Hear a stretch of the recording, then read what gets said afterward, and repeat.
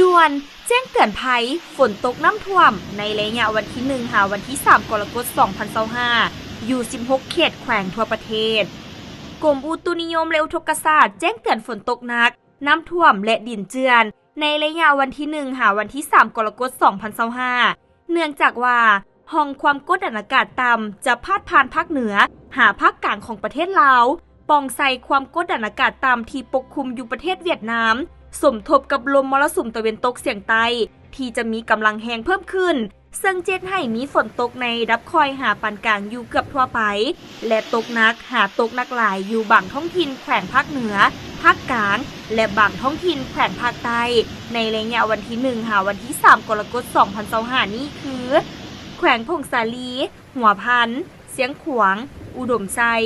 บ่อแก้วหลวงน้ำทาหลวงพระบางไซยบุรีนครหลวงเวียงจันทน์แขวงเวียงจันทน์ไซสมบูรณ์บริคำไซคำมวนสารวันเซกองและอัตตปือดังนั้นจึงแจ้งเตือนถึงประชาชนบรรดาเผ่าองค์การปกครองท้องถิ่นและองค์การจัดตั้งทุกภาคส่วนจงมีสติระมัดระวังเกี่ยมพร้อมรับมือกับสภาพฝนตกติดต่อกันหลายวันที่เจ็ดให้เกิดมีดินเจือนน้ำท่วมสุและน้ำท่วมยึงที่จะส่งผลเสียหายแก่ชีวิตและทรัพย์สินอันมีค่าโดยเฉพาะผู้ที่อาศัยอยู่ใกล้เลียบตามแคมแม่น้ำและเขตพื้นที่ต่ำเมืองเก่า